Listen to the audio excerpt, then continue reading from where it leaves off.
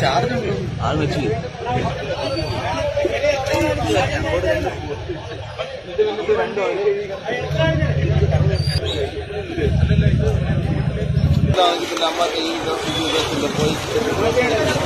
അല്ല അതല്ല അമ്മാച്ച മുളത്തേണ്ടി ഇടത്തില്ല. അമ്മാച്ച മുളത്താത്തോണ്ട് അമ്മാച്ച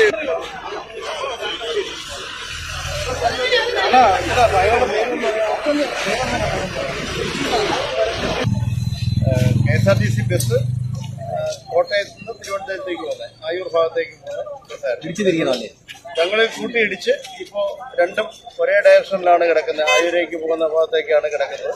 പക്ഷെ നേരിട്ട് കൂട്ടിയിടിക്കുകയായിരുന്നു. രണ്ട് വാഹനവും നേരിട്ട് കൂട്ടിയിടിക്കുകയായിരുന്നു.